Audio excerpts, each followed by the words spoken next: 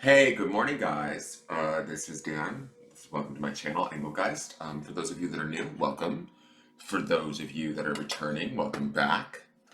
And I always say this, for those of you that support me over on Patreon, thank you so very, very much. Anybody that's interested in supporting me at the Patreon page, please go over to patreon.com, look up Engelgeist, and you can choose a subscription level there. It helps to support the channel and the readings that you see here. There's also special readings over there that are available only over there. Um, this is the forecast for the end of May. We've reached the end of May, right? Wow. It's Sunday, the 31st of May. So, this is going to be the big forecast. Let's not screw that up, Dan. Wow, I was thinking it was only going to be a 2 card, but it's actually Sunday. So, we are doing the longer forecast. So, let's see. This is not necessarily solely set for the 31st of May. This is a timeless message. So, if you come across this in your feed at any point in time, I ask Spirit to kind of join me in bringing the message for the greater collective, for the highest good for all. If you're seeing this on a date that's not May 31st, that's completely okay. It still may have meaning for you, or you might be resonating with it at a different time when you're seeing it. For those of you that are seeing it on the 31st and it's not necessarily making sense, that's okay too. It doesn't mean anything's wrong or that you're out of sync. It just means that maybe you're working on something different or than the greater collective is, right? The greater, part of humanity here. So this is just sort of a guidepost of what we're going to be seeing, not only as the building of the energy for Sunday the 31st, but also building into the week. Each card representing like maybe a day or two for everybody. It just gives us sort of guideposts of what to look out for and be aware of throughout the week. As we build the forecast for the week, this becomes the underpinning energy beneath what's going on. And boy, has there been some underpinning energy all last week. It'll be interesting to see. This is also the last day that we're working with these two mystical decks. We have the Mystical Dream Tarot and the Mystical Shaman Oracle. I thought it would be fun to pair these two together. Since the Mystical Dream won, I brought out the Mystical Shaman Oracle. This is has been a very interesting month, to say the least, with these two decks. And I'm grateful that we've gotten a chance to work with them. It's going to be sad. I'm always sad to see a deck go. Because I always feel like there's so much, you could spend years working with a deck and uncover more and more and more, I believe. Alright, so let's see what this deck has to say. We'll be starting with our new decks too. Starting on the 1st of June. So those unboxings are up. And any of the decks that you see, if you're interested in purchasing them, I have Amazon affiliate links in the video descriptions. If you utilize those links, I get a small percentage of the sale from Amazon. It's a great way to support the channel. For the decks that I purchase on Etsy, those I do not get any sales from, but I just like to promote the artists. A lot of the decks that I try and find through Etsy and stuff are independently produced by the artists themselves directly. And so it's a great way to support different people doing really beautiful work. So check out my unboxing playlist if you're in the market for a new deck too. You might find something in there that you like. Alright, let's see what's going on with the energy. Alright, so the beginning of the week is the Lord of Wands. Alright, King of Wands, let's get some shit done this week. It's interesting to me, yesterday was the Devil card, okay? And we have this snake down at the bottom here, which to me, I've said it before, I said it yesterday, is the snake represents transmutation to me. This Lord of Wands is also reminding me of Ganesh, the Indian god of like sort of good luck, abundance, benevolence, all of those sort of wonderful things that Ganesh represents. I feel like the Lord of Wands or the King of Wands is always about active choices, getting things done, really knowing your shit, being direct, moving forward in a sort of empowered kind of manner. Wands being the element of fire and spirit, it's got that sort of fast moving, quick thinking energy. So when I look at this, I feel like the focus in the early part of the week should be on positivity, should be on abundance, should be on favorable things. This snake to me represents kind of what's going on in the world. This snake also represents the remnants of the devil from the day before. That this snake was draped all over that cross, if you guys remember the imagery. To me, it feels like the snake is still trying to blow his smoke around us. or maybe uncover us in this sort of mystification or this, honestly, I'm going to just throw it out there, the bullshit that we're dealing with in the world. You know, are we going to get caught up in it, or are we going to be like this King of Wands and sort of make our own decisions, move forward in positivity, move forward in, you know, even in the element of luck or abundance, joy, that sort of thing. That was the grounding stone for um, for yesterday. Speaking of which, since we're turning over the week, I need to call the grounding stones back. I forgot that we're switching over the week. So this says to me that there is going to be some devil energy lingering, right? That snake to me is representing that devil card. So don't be surprised if there's some stuff that like negatively wants to pull our attention. It's certainly, when I look at this snake, he is like blowing this smoke all around who I consider to be the Lord of Wands, right? The King of Wands. Kings always sort of know their shit, right? They've kind of been through it all. They've done it all. They know their stuff. And I feel like this is sort of maybe the media, politics, COVID-19, all of that drama trying to grab our attention. But the Lord of Wands is not having it. The Lord of Wands is staying like in this idea of active action towards benevolence, action towards blessings, action towards abundance. The positivity of this elephant, to me, there's a strength and a grace and a beauty. There's a peacefulness to elephants also, taking the Ganesh aspect outside of it all, which I do feel like this is very much Ganesh. But taking that out of all of this and just bringing in the attributes of the elephant is very familial, very protective, very grounded to the earth, one of the biggest and most sort of graceful creatures, I feel like, or I wouldn't say, I mean, I feel graceful in the sense that, yes, they're big and lumbering, but they're graceful in the sense that they sort of are gentle creatures unless you disturb them, right? And they will protect themselves if need be. So they have strength. I love that he has the sickle here. Like, don't fuck with me, snake.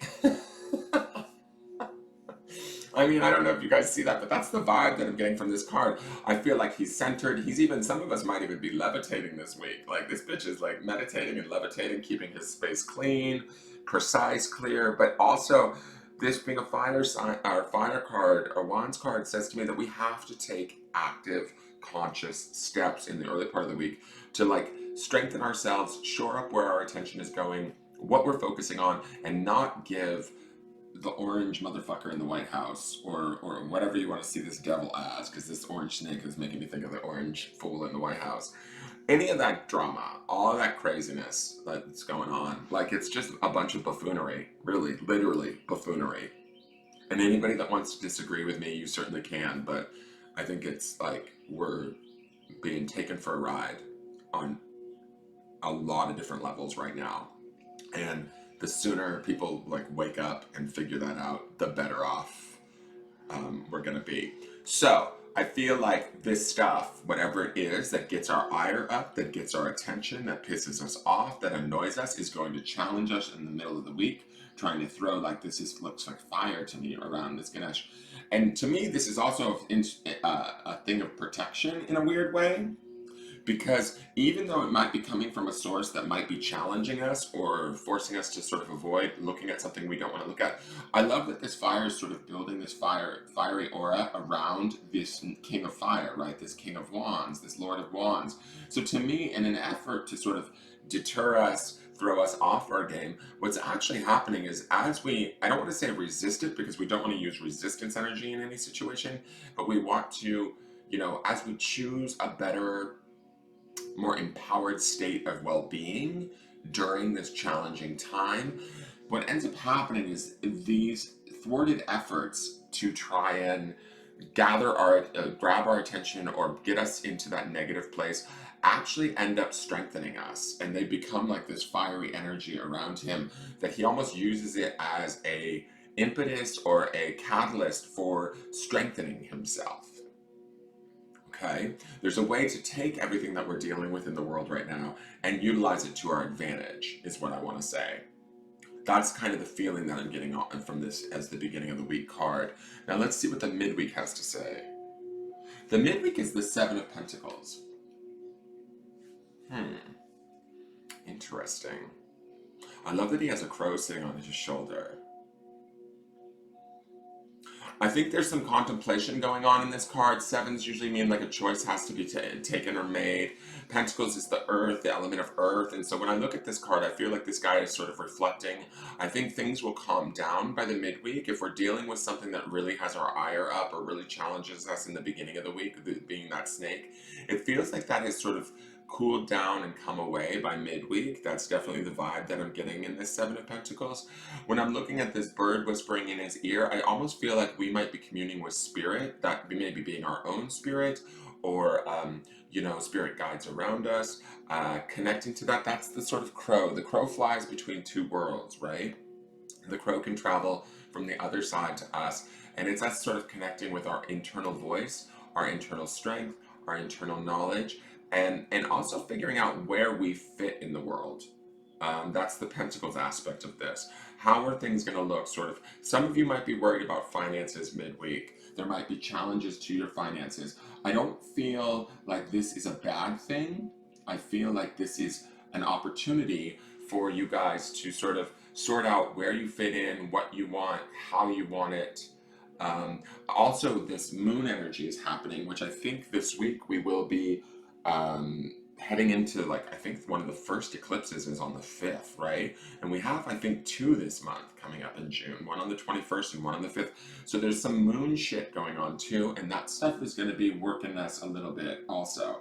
The calm water to me feels good, but it feels like there could be a little bit of contemplation, sadness, choices need to be made. There is this rainbow up here, which I love. To me, it says there is a sense of magic in the air or opportunity in the air. We may not necessarily see it because we might be a little bit downtrodden, some of us.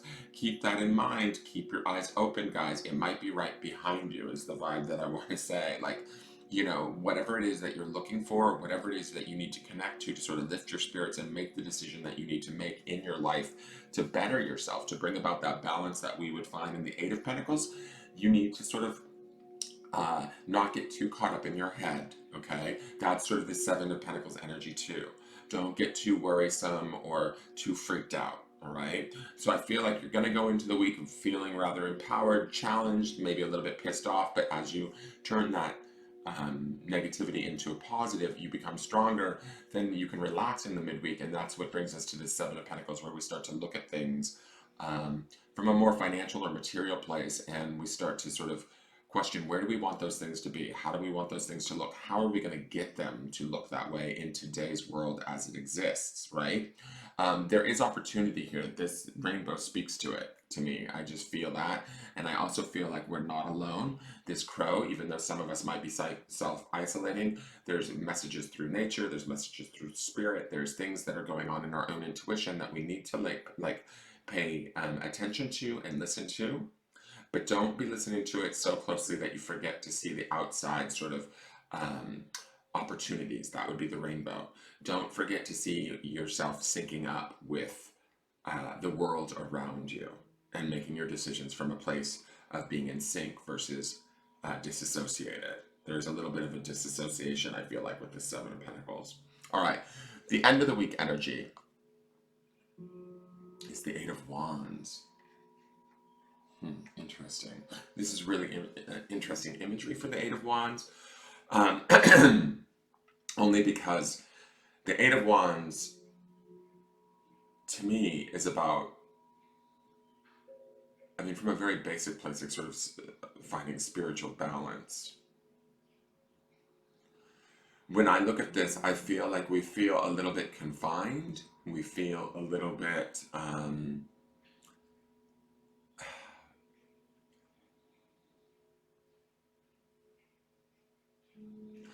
okay. When I look at this to me feels like energy cords that are going out from her out into the world. What are we cording ourselves to? What is draining us of our energy? I'm not saying that we're going to feel drained, but we need to be conscious and aware of what we're giving our attention and our energy to on a spiritual level. That's the aspect of Wands in this, and the Eight is about bringing that into balance, and I feel like this is calling out where areas might be imbalanced, okay? Part of the reason why I feel like that is this to me feels like her lower chakras are all lit up, or I would say for a lot of you, this is your solar plexus chakra, We're working out of it, trying to control situations that we may not have control over, that we may not be able to really like physically change or deal with or compartmentalize, process. And I feel like we're reaching out for some semblance of sort of grounding or connection or like making sense of things, right?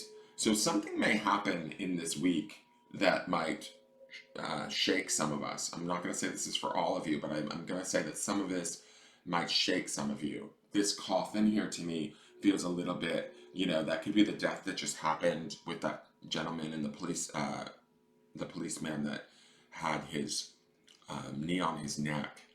I think that these things have a much bigger effect on our psyche, not only personally, but also as a community, as a country, as a planet, than we realize. And I feel like that's this Eight of Wands energy.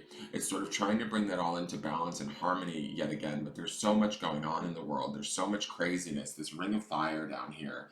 To me, again, I feel like it's similar to the ring of fire that we see in this Lord of Wands, where it's the thing that sort of holds us in, pens us in, and challenges us, but it's also the thing that sort of promotes the most strength, the most growth, the most opportunity for evolution for us, right?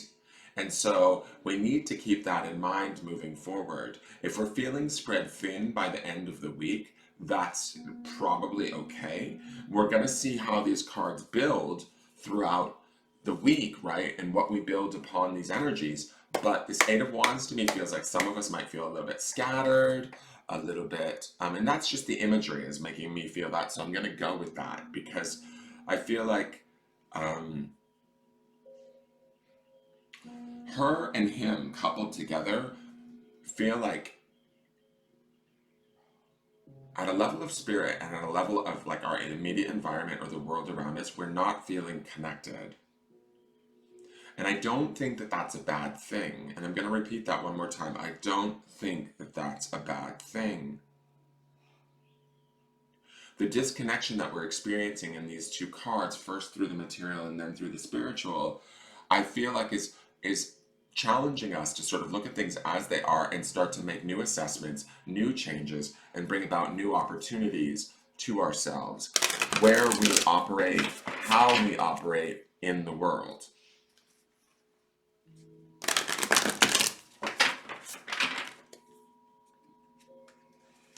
I also feel like with that sort of what feels like her solar plexus chakra, that ball at her belly, it feels like we've got a fire in the belly. We're trying to make things work. We're trying to make sense of stuff. We're trying to push forward. To me, it feels like there's this struggle to get back to normal.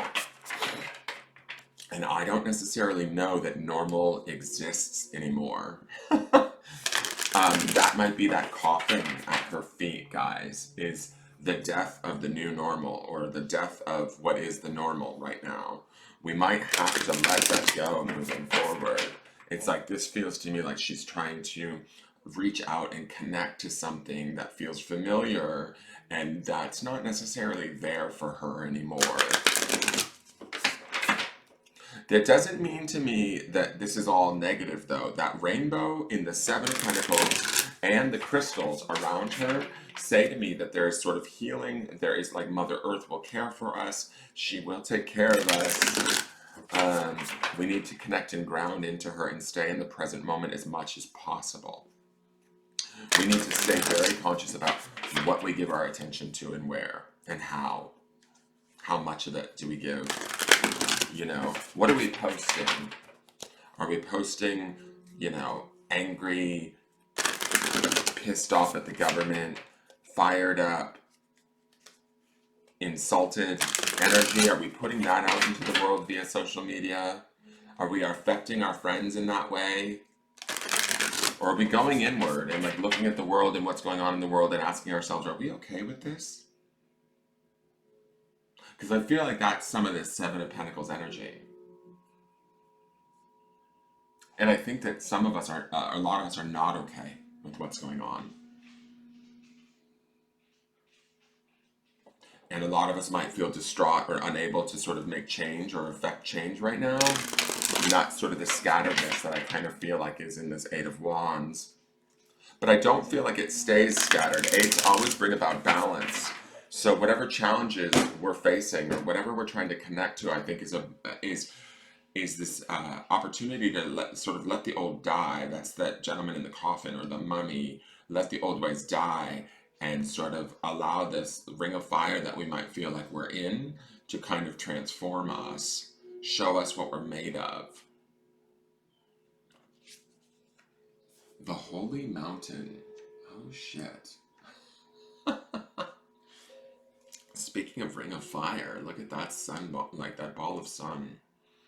Kind of mirrors that solar plexus chakra. What I'm determining is that Eight of Wands solar plexus chakra. Your solar plexus, just so you know, is your third chakra. It's your energy center where you sort of, control and manage the energy of the body, how we create, how we manifest into physical, material things, that sort of thing. So it's interesting to me that we have that sun burning bright above the Holy Mountain. To me, the Holy Mountain feels like this is like a gauntlet we have to cross, or this is a challenge that all of us are dealing with in one way, shape, or form or another amongst ourselves personally during this time. But what I think is it's actually bringing us closer to ourselves, even though we feel so disconnected. And it's funny too, because it's this weird thing that I just got when I said that. I feel like by coming closer to ourselves or relying more deeply within within ourselves, it actually inevitably it feels like we're separating from the world. But what's really going to end up happening is in the end, it's going to end up bringing us all together. I believe, if you look very closely, is that somebody meditating on that mountain? They've conquered that challenge. They're basking in the glory of the sun. They've received their answer, right? This is card number 25, which brings us to that 7 energy again, which is this contemplation and this choice that needs to be made. I believe that the Holy Mountain is filled with choice. Do we take the trek? Do we make the journey? Do we push ourselves? Do we climb that mountain? And the fact that it's the Holy Mountain to me makes me feel like there's some sort of reward if we choose to take this on. All right, let me read the Holy Mountain to you guys. This deck is interesting. I'm sort of sad to see them go. All right. The Holy Mountain, the essence. Native peoples around the earth recognize mountains as places of great power where one encounters spirit or where the gods or goddesses reside. In ancient Greece, Mount Olympus was the home of the 12 main gods and goddesses. In Tibet, pilgrims I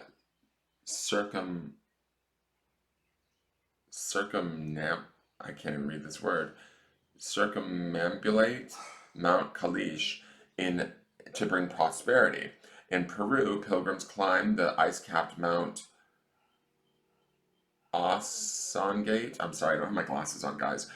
To receive this starlight and bring fire to the earth. Fire to the earth, the Eight of Wands and this Lord of Wands. That's like fire, spirit, energy. The invitation, the Holy Mountain invites you to go on a sacred pilgrimage to acquire vision and perspective. First, you must accept the present situation as an opportunity to discover higher understanding. Do you hear that? I'm going to say that one more time. First, you must accept the present situation as an opportunity to discover higher understanding. That's the snake, that's this ring of fire. Find a sacred altar where others who came before you have prayed and found wisdom, and make your offering there. Make a commitment to walk with courage, love, and compassion until you see with clarity the perfection of all. Now, here's the thing I'm going to say about this finding the sacred altar. How about we make fucking Facebook our sacred altar? How about we think more consciously about what we're posting, when we're posting, how we're posting? Are we perpetuating a fear machine, or are we perpetuating love, kindness, and compassion? Are we looking at the perfection of all, or are we looking at the flaws? Facebook can be just as much of a holy altar as anything else nowadays. It's all of what you bring to it, right? The medicine. When the Holy Mountain shows up, it's time to be active. That's again all of that fire energy that we're seeing this week in the Eight of Wands and in the Lord of Wands. Do not let your doubts deter you and keep you bound. This is a time to leap over challenges and to remember that from the top of the mountain there are no obstacles, only beauty and an unobstructed view of the entire earth. And there's no need to go shopping for the right hiking boots or camping equipment to climb the holy mountain. You already have all the gear you need. Overcome any lethargy, indolence, and laziness, as these are the real obstacles. That's going to be a tough one for me because I tend to be lethargic and lazy, especially I've been that way during this whole thing. But for you guys, I definitely feel like there's a gift to be had in this Holy Mountain card of doing the work for all of us, right? But of doing the work and climbing to the top, like preparing ourselves to be seen and heard, and like accepting nothing as, you know, nothing else as like an alternative is my feeling on that. So the grounding stone that you should ground in this week is the idea of enjoy. What do you enjoy? What brings you joy? I would take any enjoyment you can. I feel like there's opportunities with this Ring of Fire, that snake in the beginning, even the contemplation that I feel in the Seven of Pentacles, that there's going to be a lot of stuff pulling our attention towards the lower vibration or dismal thinking this week. I think that the idea of trying to enjoy ourselves is going to be powerful this week. We want to keep a focus on that and seek those things out. That's the Ganesh energy that we see in that Lord of Wands. We may have access to it a little bit more easily in the beginning of the week, but keeping that in mind, looking at these cards, nothing is ever set in stone, so we can change these outcomes. This Holy Mountain card to me feels like there's a big opportunity for transformation if we don't allow sort of our predictable sort of negative thinking in, or our laziness in, whatever is you know, that devil energy from yesterday, whatever it is that stops us, that holds us back, that puts us in fear, that puts us in anxiety, whatever those energies are. That's why they were showing up all this last week, to kind of show us where we need to be strong, where we need to challenge ourselves and transform. There's an opportunity here to do that. So, but we have to be like sort of in alignment with this opportunity and not resist it, if that makes sense. All right, so that is your forecast for the day. I hope it makes sense. It's not sort of like the most positive filled forecast, but I really think that there's a transformation going on right now that's actually going to be very positive. We just don't understand that as we're going through it. It's just a bit of a struggle. Stay with it, keep tuning in, and we will see how this energy changes and builds over the course of the week. Thank you so much for tuning in. Please like, share, comment, subscribe, hit the notification bell so you get notified when I go live, and I will see you guys tomorrow. Again, thank you all for watching, and I appreciate each and every one of you. Have a great day. I love you. Bye-bye.